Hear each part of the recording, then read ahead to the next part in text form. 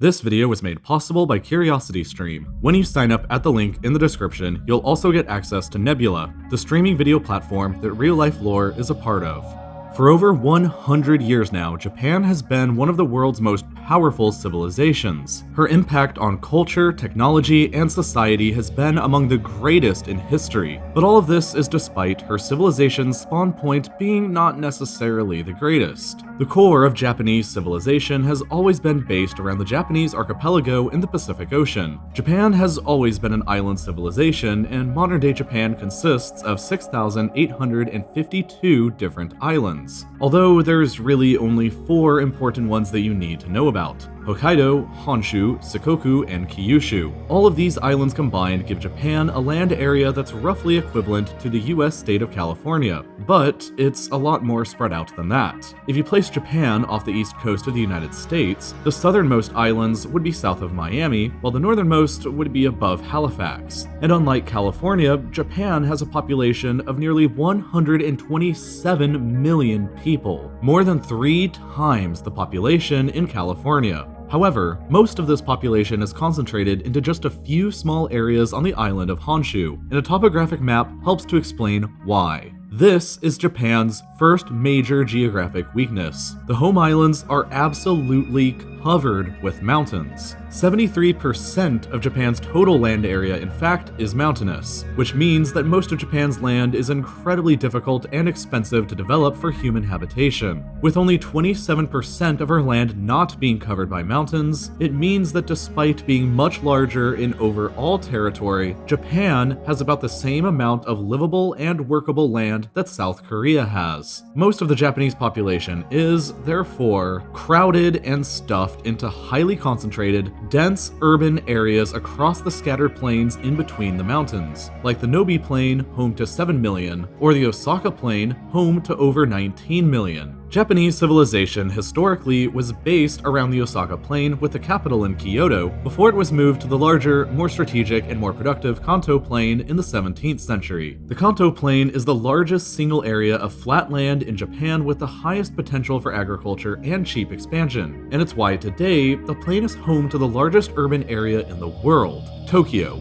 home to 3 out of every 10 Japanese. 38 million people concentrated into an area the size of Kuwait. All 3 of these plains are home to massive urban areas because of their flat land and location nearby to bays that allow for easy trade and transportation. And Japan has always had to rely on trade to maintain her status as a great power, because the biggest weakness in Japan's geography is maintaining her enormous population on an island that doesn't have enough resources to sustain it. Only 12% of Japan's land is arable and suitable for farming, compared with 25% of the UK's land, 34% of Germany's land, or 53% of India's land. The Japanese islands are also famously poor in natural resources, with virtually no oil reserves, natural gas, coal, or minerals. Therefore, Japan has always had to look abroad for the resources to feed her population and fuel her economy, either through trade or through conquest. Japan currently relies extremely heavily on imported foodstuffs and fossil fuels, and for a time, the government tried to offset this dependence by switching to nuclear power. In 2010, 25% of Japan's electricity came from domestic nuclear energy production, but Japan's other great geographic weakness intervened: a severe vulnerability to natural disasters. The 2011 earthquake and tsunami triggered a nuclear meltdown at the Fukushima nuclear reactor plant, and the resulting outcry and public opinion against nuclear energy led to the closure of every single nuclear power plant in the entire country by 2012.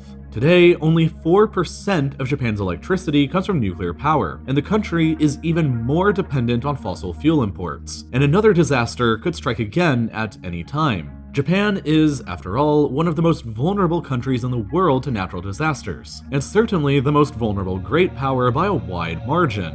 The top 2 most expensive disasters in human history both took place in Japan. the previously mentioned 2011 earthquake and tsunami that caused $411 billion in damages, and the 1995 Great Hanshin earthquake that caused $330 billion in damages. Japan's geographic location is, unfortunately, at the intersection of 4 different tectonic plates that are grinding and scraping past one another, which often causes huge earthquakes and devastating tsunamis. But those aren't the only disasters that Japan has to worry about. The intersection of these plates has also given the Japanese islands 108 current active volcanoes, 10% of all the active volcanoes in the world, which occasionally erupt to cause even more damage. The various natural disasters and rugged geography have made development in Japan historically difficult, but they also make any outside invasion of Japan a very difficult thing to accomplish. Throughout her entire history, Japan has never once been conquered by an outside power. And part of the reason for this is just because historically, Japan has been located pretty far away from all the other major world powers. China is located 800 kilometers away across an open ocean, and the only major time an invasion came from this direction was when the Mongols attempted to invade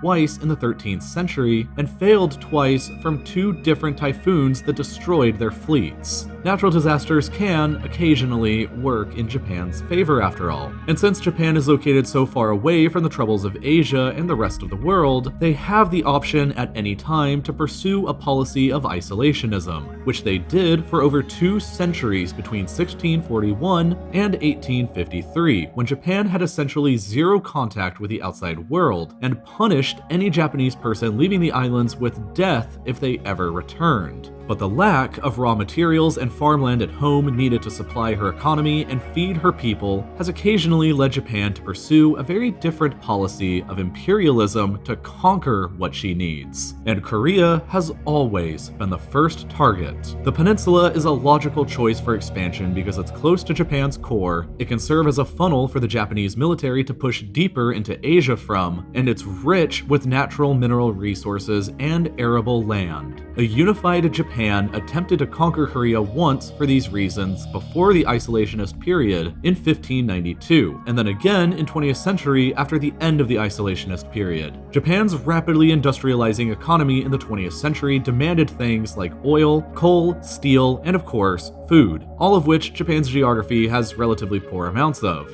And so, Japan set about on decades of conquest and war to secure those resources. She conquered Taiwan from China, defeated Russia and conquered Korea, attacked Germany and conquered her Pacific islands, attacked China again to conquer Manchuria, and then eventually invaded all of China. It was a dangerous addiction that Japan struggled to satisfy, because every attack that Japan made resulted in even more international sanctions that restricted her ability to trade for resources and continue her war.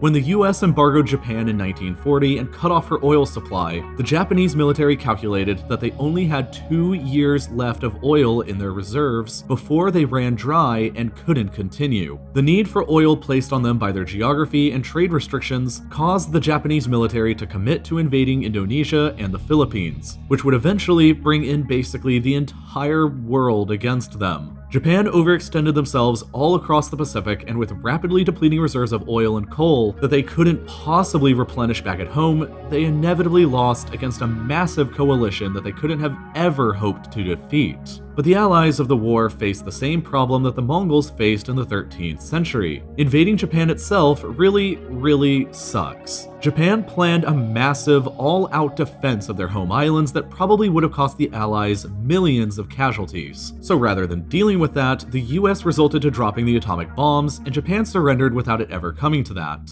In the aftermath, Japan lost all of her imperial conquests since her Industrial Revolution, and was once again confined to the meager resources and farmland of the Japanese home islands. Japan continues to claim the southern Kuril Islands, however, which were annexed by the Soviet Union and later Russia after the war. And because of that dispute, Russia and Japan have still to this day in 2019 never signed an official peace treaty ending the Second World War between them. The Japan of today, however, manages its geography struggle by trading for its resources rather than conquering them. Japan has since specialized in automobiles, electronics, industrial equipment, and robotics, and trades these specialized goods for the raw materials and foodstuff that she desperately needs. 84% of Japan's energy and 50% of her meat is imported from other countries, and she is the world's largest importer of natural gas, second largest coal importer, second largest agricultural importer, and third largest oil importer. It's safe to say that Japan still struggles with her geographic limitations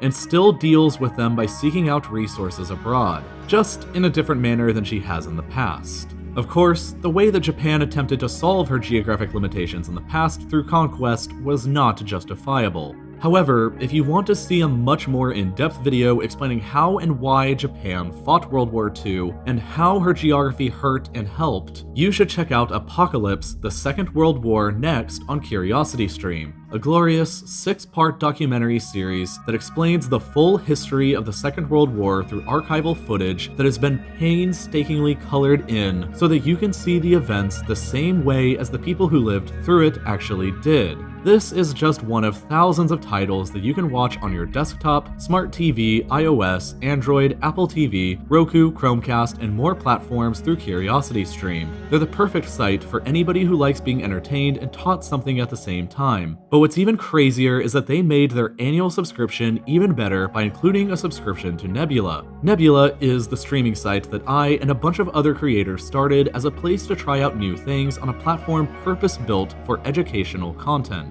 All new real-life lore videos go up there ad-free, and there's also a bunch of original, exclusive content from different creators, such as my car show. To get all of that, all you need to do is sign up for the annual plan, just $19.99 per year, at curiositystream.com/reallifelore, and then you'll get an email with a link to get your free Nebula subscription. Also, you'll be supporting all of these independent creators continue to independently create, which is pretty cool. And as always, thank you for watching.